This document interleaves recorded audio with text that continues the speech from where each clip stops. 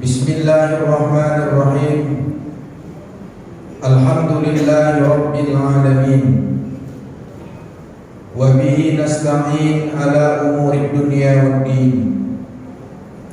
Wassalatu wassalamu ala asyrafil anbiya'i wal mursalin wa ala alihi wa ashabihi ajma'in. Amma ba'd. Subhanaka la ilma lana illa ma 'allamtana innaka antal alimul hakim.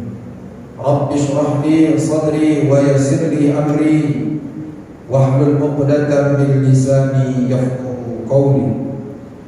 Allahumma arzuqna fahman nabiyyin wa hifdzal mursalin wa ilhamal malaikatil muqarrabin bi rahmatika ya arhamar rahimin. Bapak Ibu, orang-orang tua kami, hadirin wal hadirat, jamaah yang dirahmati dan dimuliakan Allah.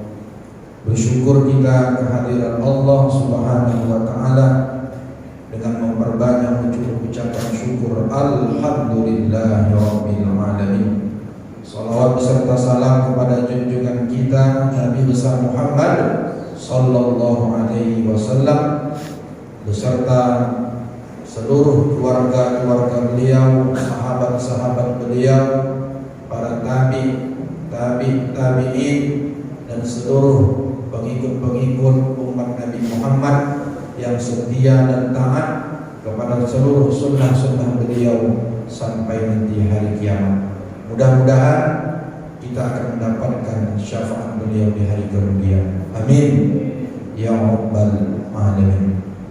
Bapak Ibu, orang-orang tua kami, jamaah yang dimuliakan Allah Subhanahu wa taala. Alhamdulillah, pada malam hari ini kembali kita sambung kajian tasawuf kita, kitab Al-Hikam Atha'iyah yang ditulis dan dikarang oleh Al-Imam Ahmad Ibn Atha'illah As-Sakandari rahimahullahu taala wa nafa'ana bi ulumi. Malam hari ini kita akan mengkaji hikmah yang ke-128 di dalam kitab Hikam Atha'iyah yang ditulis dan dikarang oleh Al-Imam Ahmad Ibn Atha'illah As-Sakandari rahimahullahu ta'ala wa nafa'ana bi ulumi. Apa kata beliau? Al-hikmatu tsaminatu wal ishruna ba'dal mi'ah. Hikmah yang ke-128. Laula jamilu sitrihi lam yakun amalun ahlan lil qubul. Laula jamilu sitrihi lam yakun amalun ahlan lil qabul. Jikalau tidak karena keindahan tutupan Allah, maka tidak ada amal itu bisa untuk diterima. Ulang balik.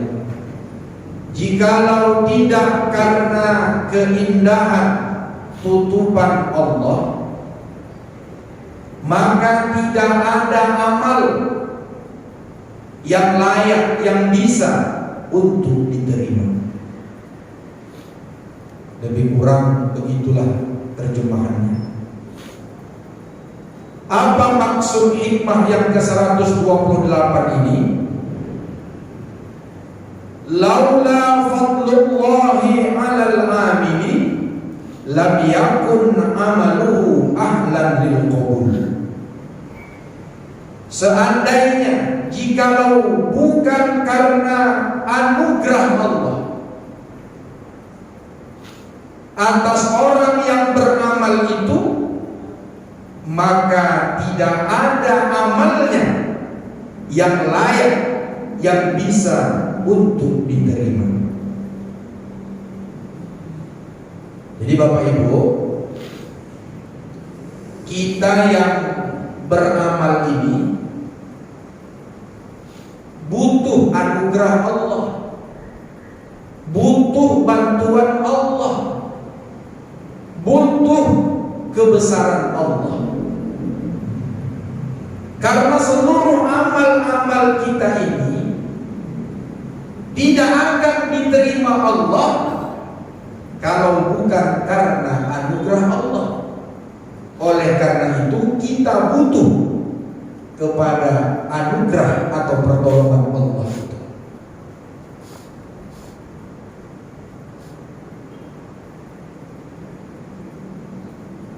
Jadi kita yang beramal ini, Pak, amal-amal kita ini sulit diterima Allah.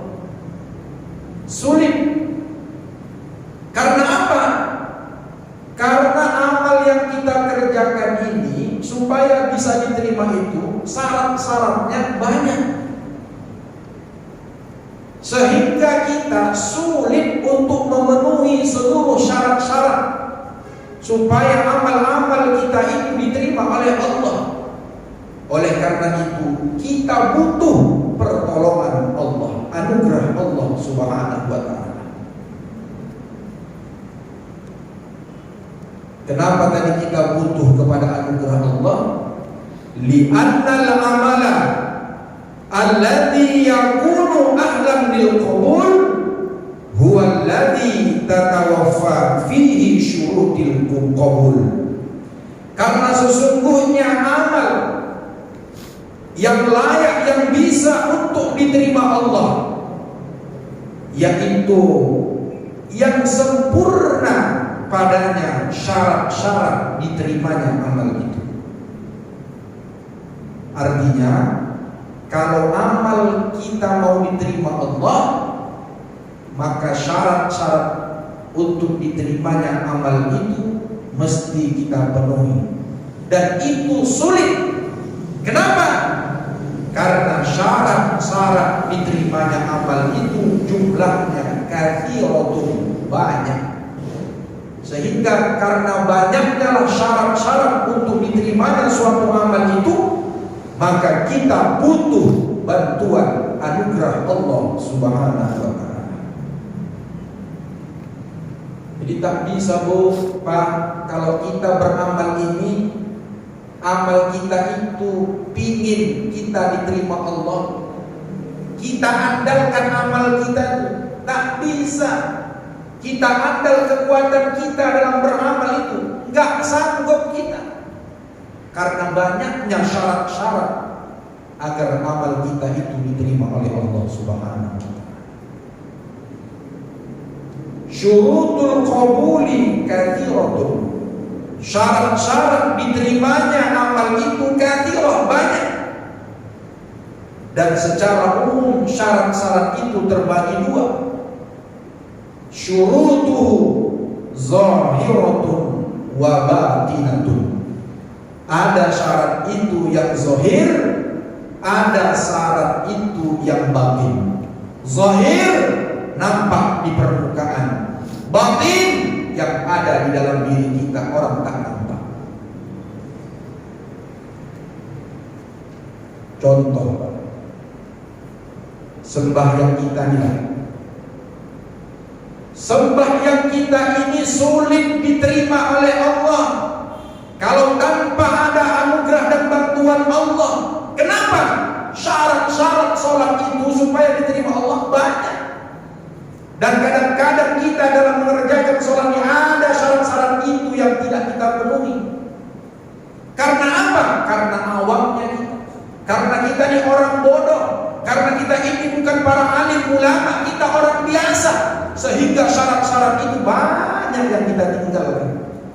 Oleh karena itu kita butuh anugerah dan bantuan Allah Subhanahu wa ta'ala. Kita masuk syarat zahir. Syarat zahir ini ada beberapa yang kita sampaikan. Walaupun jumlahnya banyak, tapi ada beberapa. Misalnya yang pertama, syarat diterimanya satu amal itu yang zahir, yang nampak, ka'ayyakuna ta'amuhu wa syarabuhu wa libasuhu wa makanuhu halalun. Seperti makanan yang kita makan, minuman yang kita minum, pakaian yang kita pakai, tempat yang kita tempati, itu semuanya mesti halal. Jadi syarat amal kita itu diterima, syarat zahirnya yang pertama adalah bahwa makanan kita, minuman kita, pakaian kita, tempat kita, itu semuanya mesti halal. Dan ini sulit untuk kita penuhi. Betul? Sulit apa gampang? Sulit, karena terbatasnya pengetahuan kita. Oleh karena itu dalam hidup ini, hati-hati kita, mesti hati-hati. Kita perhatikan betul makanan-makanan kita, kita perhatikan betul minuman-minuman kita, kita perhatikan betul pakaian-pakaian kita, kita perhatikan betul tempat-tempat kita. Semuanya mesti bisa kita peroleh dari hasil yang halal. Jadi kalau ada hari ini makanan yang kita makan, minuman yang kita minum, pakaian yang kita gunakan, tempat tinggal yang kita tempati, itu tidak dari hasil yang halal, tertolaklah segala amal ibadah kita.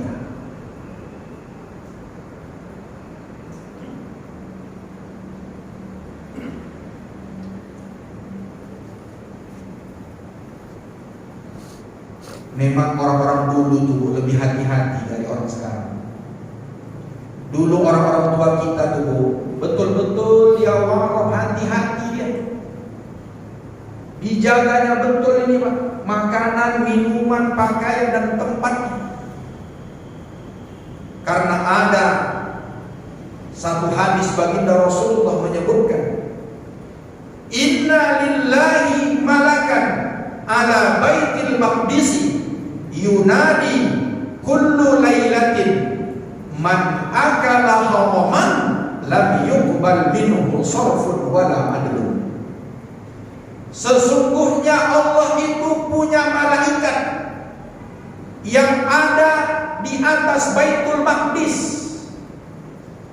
Jadi Bapak Ibu, ada malaikat Allah yang bertempat tinggal di Baitul Maqdis.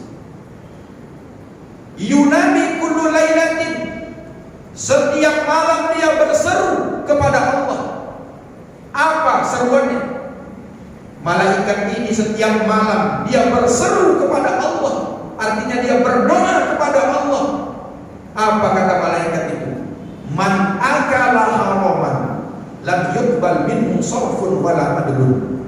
Barang siapa yang memakan makanan yang haram, maka tidak diterimalah daripadanya seluruh amal ibadah wajib maupun sunnahnya. Hati-hati. Itu pernah ada diceritakan. Ada ulama Al-Wasliyah, yaitu murid daripada Tuan Syekh Hasan Maksum. Itulah Bu yang di Masjid Raya. Syekh Hasan Maksum ini orang Al-Wasliyah, belajar lama di kota Makkah, pulang kemari. Ada dua muridnya. Yang pertama namanya Tuan Syekh Arsad Khalid Lubis. Ada yang ingat Pak? Ada, kitab buku-bukunya banyak. Dan itu ulama Al-Wasliyah. Termasuklah itu guru almarhum Buya saya. Buya saya itu pernah belajar dengan Tuan Syekh Arsad Khalid Lubis. Dan yang kedua namanya Tuan Syekh Syihabuddin. Apa kelebihan kedua murid Tuan Syekh Hasan Maksum ini? Kata Syekh Hasan Maksum, kalau ada di antara kalian yang mau bertanya tentang hukum kepadaku, maka kalian tanyalah kepada dua muridku itu. Siapa dia? Tuan Syekh Arsad Oleh Lubis dan Tuan Syekh Syihabuddin.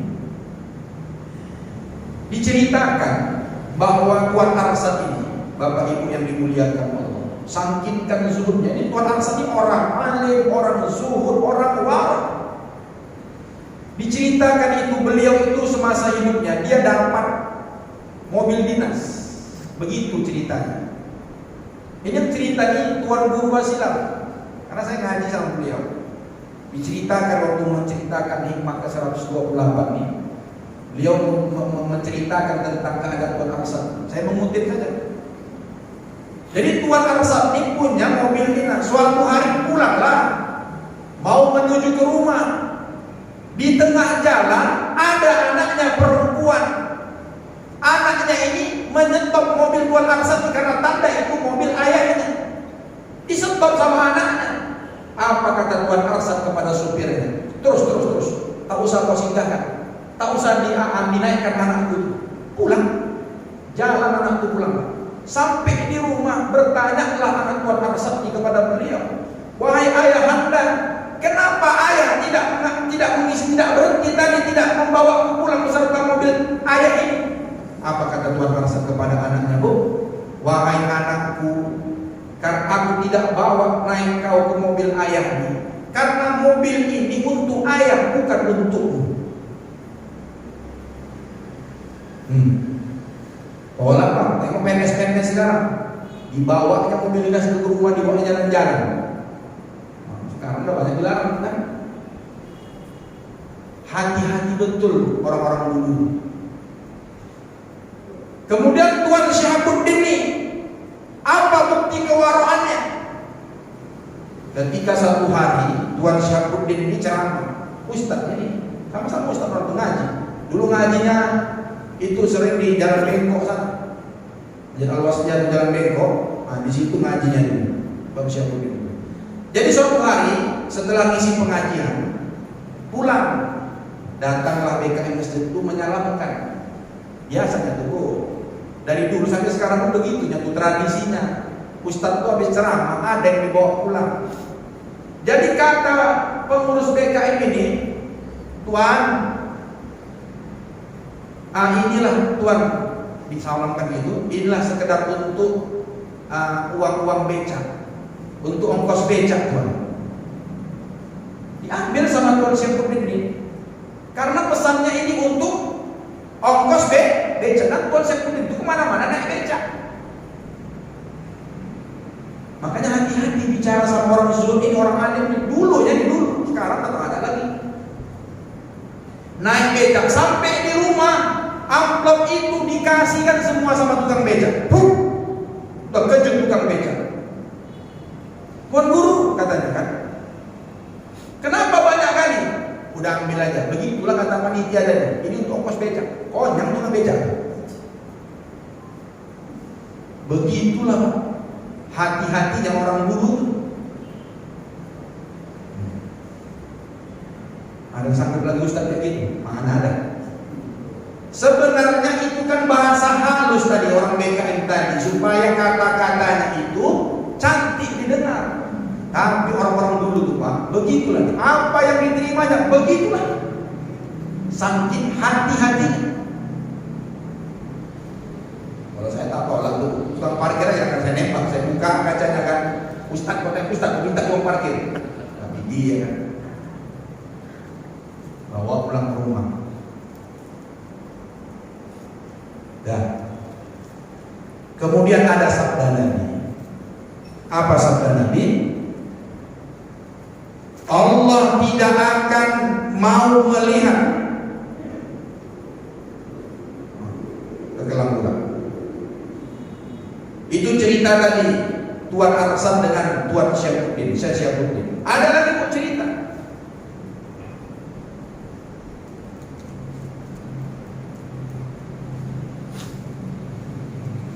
Itu ada diceritakan seseorang yang ingin menjual tanahnya, orang soleh Jadi orang soleh ini menjual tanahnya. Adalah pula yang membeli, dibeli sama pembeli, dan pembeli ini orang soleh juga. Dibelilah, jadi akad jual beli dibeli. Enggak lama kemudian, waktu mau membangun rumah di atas tanah itu waktu dicangkol itu pondasinya ketemu harta karun. Diambil sama yang beli ini, tidak diambil itu. Karena warung tadi menjaga harta itu supaya benar-benar memastikan halal. Dia datang ke rumah penjual rumah. Waalaikumsalam, Wah Haji, ada apa Wah? Ini tadi aku dapat waktu ada tukang menggali pondasi di rumah, di tanah yang aku beli kemarin. Dapat harta karun, banyak harta karun. Terus mau apain? Ini bukan punya kau ini. Karena aku dulu belinya itu tanah, bukan harta karun. Kata si penjual ini, "Onda, tak mau aku, kan aku jual sama kau untuk mulai enggak, nggak tolak-tolak orang tuh, harta karun ditolak orang." Kita sekarang tanah orang punya klaim nyawa. Itu tanah garapan di Marendal itu, semua diklaim orang. Aku pun hampir terlibat juga, tak mau aku tapi aku dosa. Begitulah Pak. Akhirnya ribut dibawa ke pengadilan, dibawa ke mahkamah Bu. Harta karun tadi gak ada yang mengambil. Ribut mereka, gak pakai pengacara waktu itu Pak, belum ada. Pak Komarudin sama Hotman Paris belum ada waktu itu. Langsung aja ke pengadilan. Sampai di pengadilan hakim pun bingung. Apanya kasus ini? Menolak harta. Sekarang harta diperebutkan bahkan bukan punya dia, pun awak klaim punya awak. Akhirnya disidang lagi.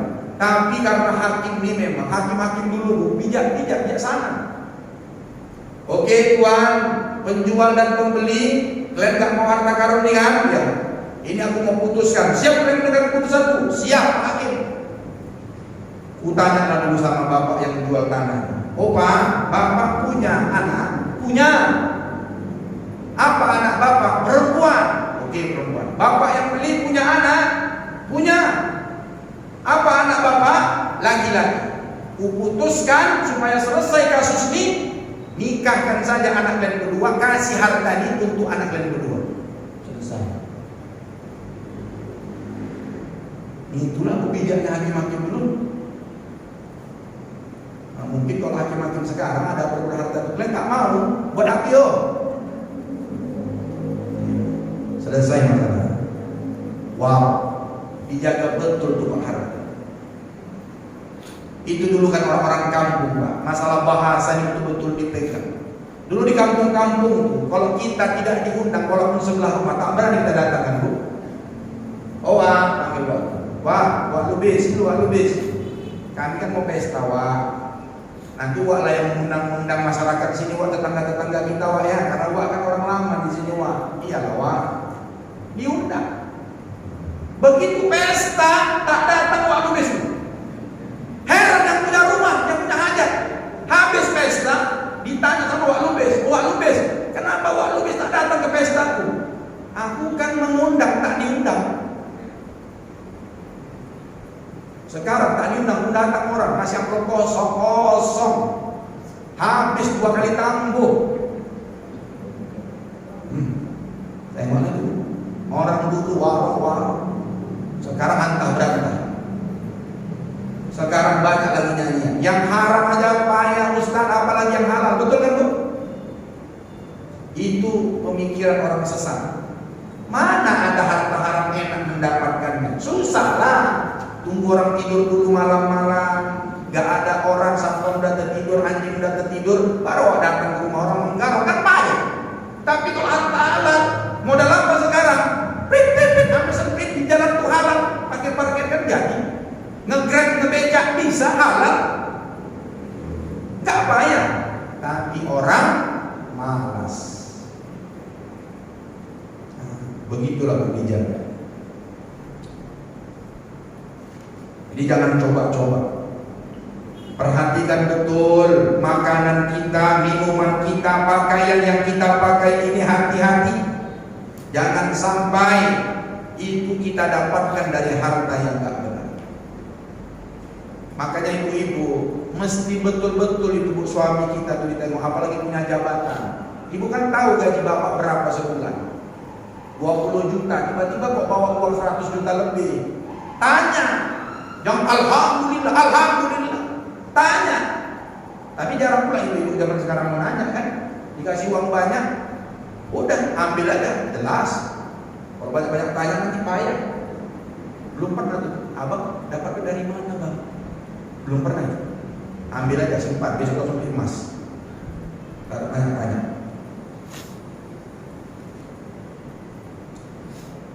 Ibnu Abbas pernah berkata, la yaqbalullahu sholatal 'abdi fi jawfihi syai'un minal haram. Tidak akan diterima oleh Allah. Allah tidak akan menerima sholat seorang hamba yang di dalam kerongkongannya, masuk ke dalam perutnya sesuatu yang bersumber dari yang haram. Jangan bu, jangan pikir kita sholat kita sudah benar semua. Ngaji tiap hari, hafal syarat-syarat, hafal rukun-rukun sholat, sunat-sunat sholat hafal. Rupanya yang kita makan dari harta suami kita tuh tiap hari mencolok korupsi. Tak diterima Allah. Bukan kata saya, kata Ibnu Abbas, sahabat Nabi. Itu makanan, pakaian. Ada hadis Nabi lagi tentang pakaian. Apa sabda Nabi? Man ishtara thawban bi asyrati darahim wa fihi thamanihi dirhamun haramun lam yaqbalillahu sholatahu ma dama alaihi minhu syai'un. Barang siapa yang membeli pakaian dengan seharga 10 dirham, tapi ada 1 dirham uang itu untuk membelikan baju bersumber dari harta yang haram, maka Allah tidak akan menerima sholatnya selama masih ada pakaian yang haram itu kita belikan dengan 1 dirham. Yang tengok aku pakai kita ini, dari mana wah dapat?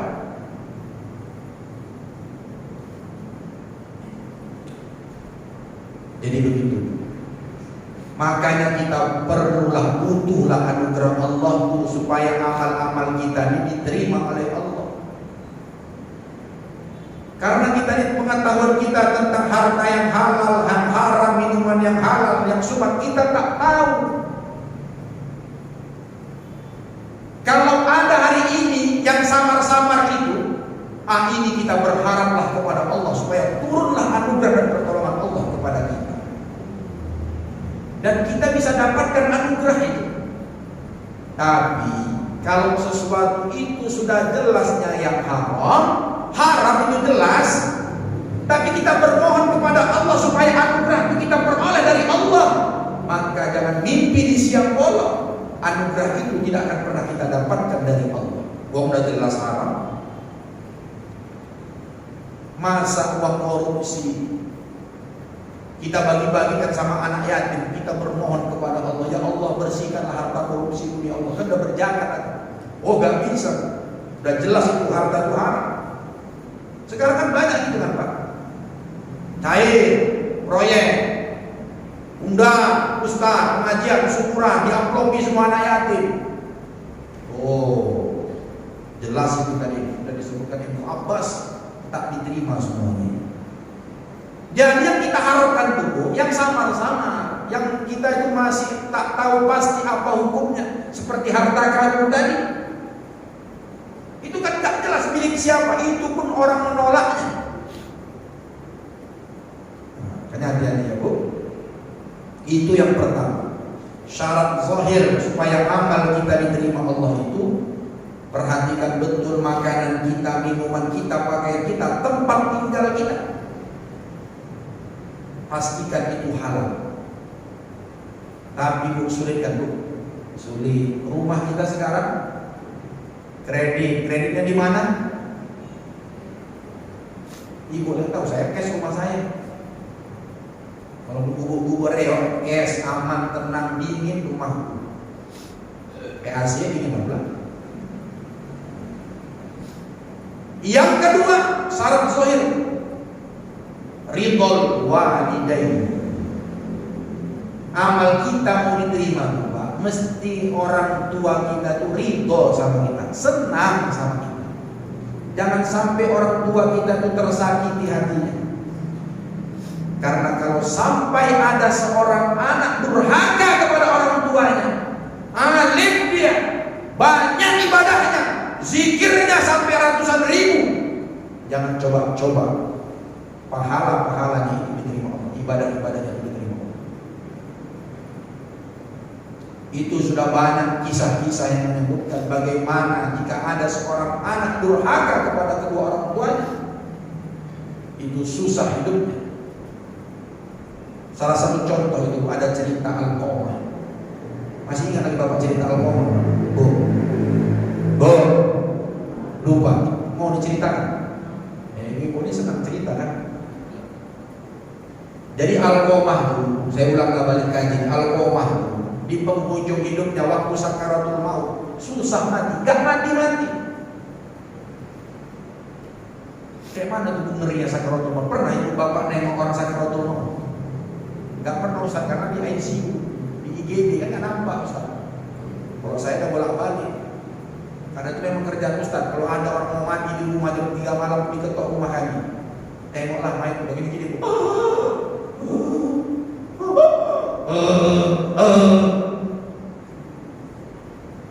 Ditalkin gak bisa. Begitulah Alqamah, gak mati-mati. Akhirnya istrinya datang ke rumah Nabi, mengirimkan utusan kepada Nabi, laporkanlah tolong suamiku ini tak mati-mati. Datanglah utusan ke rumah Rasulullah. Ya Rasulullah, ini ada kabar minta tolong dari kampung sebelah.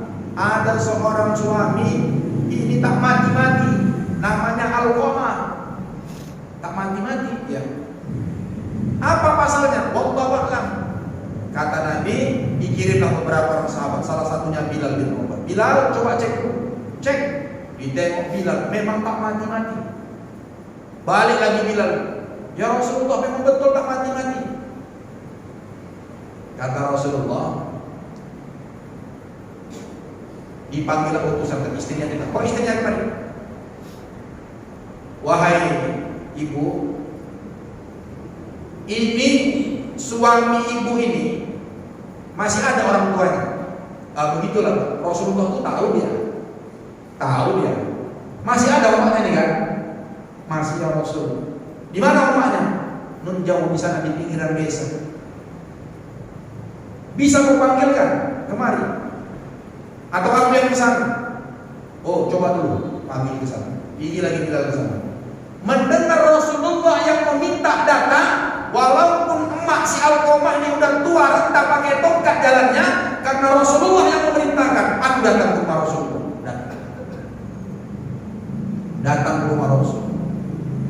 Itulah kira-kira. Benar anak tua itu ada namanya Alqamah. Betul ya Rasulullah. Kenapa dia Rasulullah? Itu anak tua itu payah mati. Udah 7 hari 7 malam tak mati-mati. Tadi datang istrinya kemari. Biarkan ya Rasulullah. Kapok nih. Itu aja Rasulullah. Kenapa wak ngomong kayak gitu? Sakit hatiku ya Rasulullah. Kenapa hati wak sakit? Sakit hatiku ya Rasulullah. Itu anakku si Alqamah, dia lebih mengurusi bininya ketimbang aku yang diurusnya. Jadi kita bantu bini ini Pak, jangan bini kita. Alqamah payah mati, durhakanya Pak, dia urusi istrinya, rumah orang gedung, rumah omaknya di bukit-bukit sana, reo. Sakit hati. Kalau begitu, mau ibu maafkan? Tidak ya Rasulullah, terlanjur sakit hati. Betul, kata Rasulullah. Iya ya Rasulullah. Sahabat, mari kumpulkan kayu bakar. Untuk apa ya Rasulullah? Kata omaknya, bakar aja Alqamah biar cepat mati, kan kasihan, kata Rasulullah. Mendengar anaknya mau dibakar, kayak manapun marahnya hati seorang ibu kepada anak, masih ada setetes kasih sayang. Betul kan Bu? Ibu-ibu kan kadang-kadang sayangnya kan kebablasan. Anak ketangkap narkoba, sogok 40 juta. Ibu jual tanah ibu, betul? Sayang sama anak. Akhirnya, ya Rasulullah, kenapa lah mesti dibakar ya Rasulullah? Tak tega. Kalau ibu tak tega, izinkanlah, ikhlaskanlah, maafkanlah Alqamah itu. Mau ibu maafkan? Kalau begitunya ya Rasulullah, ku maafkanlah dia. Betul ibu maafkan? Iya ya Rasulullah. Bilal pergi ke rumah Alqamah, tengok, talkinkan. Begitu sampai Bilal ditalkinkan, langsung mati Alqamah. Balik lagi, cemana Bilal? Betul ya Rasulullah, udah mati. Berarti ibu ini tulus memaafkan anaknya. Tuh cerita Alqamah. Dan banyak cerita-cerita lain. Ngeri awak menceritakan ini. Jadi jangan coba-coba kita sampai durhaka kepada kedua orang tua, apalagi kepada ibu kita. Udah mau habis tuh. Yang ketiga, syarat diterimanya amal itu ridho zauj, ridho seorang suami. Ini tuh ibu-ibu nih. Bu, kalau ibu durhaka kepada suami, maka seluruh amal-amal ibu itu tidak diterima Allah. Jangan sampai suami murka. Jangan sampai suami murka. Ya bu, dulu tuh orang-orang dulu di kampung-kampungnya, saking kan dia hormatnya sama suaminya, tak berani dia memandang wajah suaminya, betul? Tak berani dia. Kadang-kadang manggil nama suaminya pun kadang-kadang dengan sebutan yang lain. Kadang-kadang dibilangnya kalian. Kalau suaminya mau pergi, mana dipanggilnya abang. Kalian mau kemana? Mau ke sana. Kalian nggak ngajak kami. Sekarang kau, kalau otak kau, kadang-kadang binatang pun keluar, binatang kan. Kadang-kadang ada seorang istri itu manggil suaminya tuan. Ya tuan, iya tuan. Begitulah orang dulu. Jadi pulang dari sini, Ustaz kami panggil ini suami kami kalian. Suami kami itu dengan kalian. Terserah ibu lah kalau kami ingin dia. Di rumah nanti kalian, baru pulang kalian ya. Apa ya kau kalian. Itu orang dulu. Gitu. Paling tidak jangan panggil nama ayah. Kalau ibu masih apa? Sayang pun apa? Udah tua panggil sayang pun apa? Tapi jangan ayam bebek, jangan. Ayam bebek udah tua dan mati pun ayam bebek. Bebek la ilaha illallah. Itu panggilan bebek itu yang mobilnya Fortuner, yang usahanya itu ratusan juta omsetnya. Ini awak tukang pecel manggil ayam bebek. La ilaha illallah. Ada di sini? Ada. Ulang tahun aja panggil ayam bebek. Waktu ulang tahun, baru ayam bebek. Kalau hari-hari kalian buat sopan.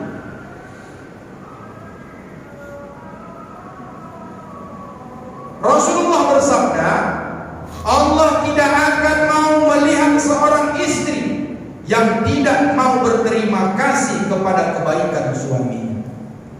Janganlah bu, dulu waktu masih bapak jaya-jaya, sayang kali bu sama bapak. Begitu pensiun, gak ada lagi duitnya, kok ibu sering bentak-bentak bapak.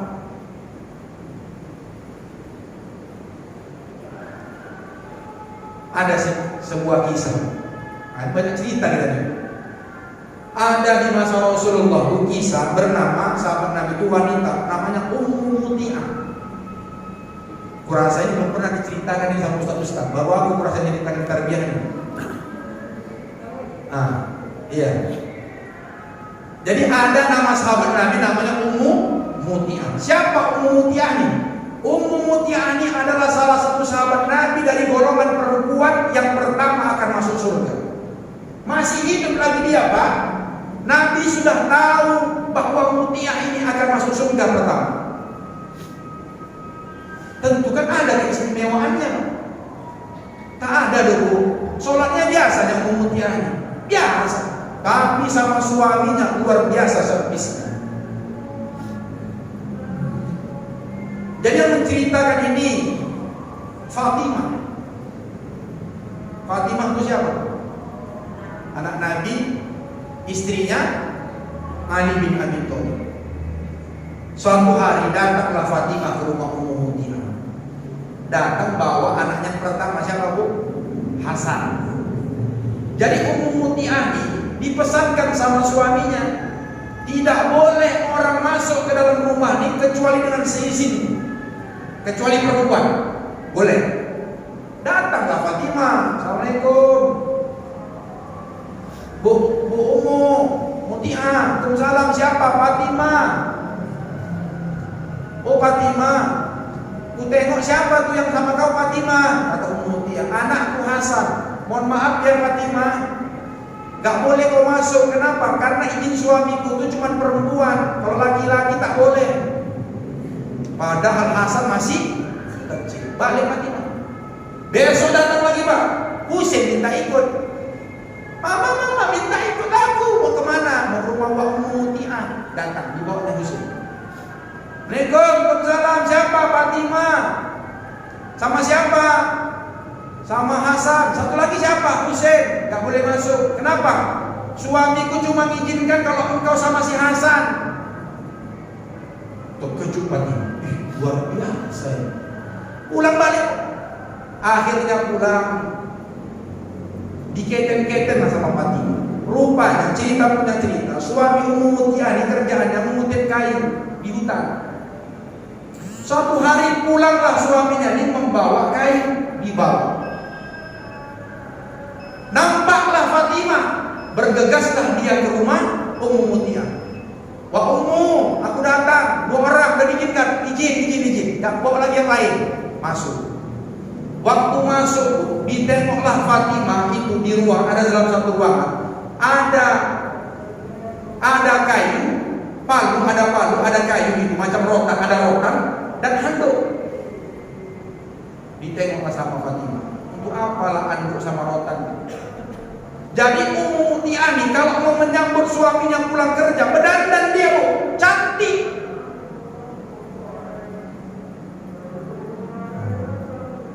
Habis itu, mana nih Pak? Lanjutkan apa? Sekali lagi kita habiskan Ummu Muti'ah ya. Tak apa kalau ngaji itu lewat sedikit apa?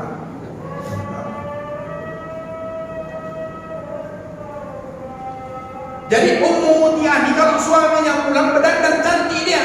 Tak seperti ibu simpang lembut nih. Anak dia berdandan, ada itu pulang suami kerja pakai PS2 ibu sama lifting, ada. Baju koyak-koyak. Badannya bau minyak kayu putih, kadang-kadang balsam lagi habis minyak putih. Gitu kan, dia tidak.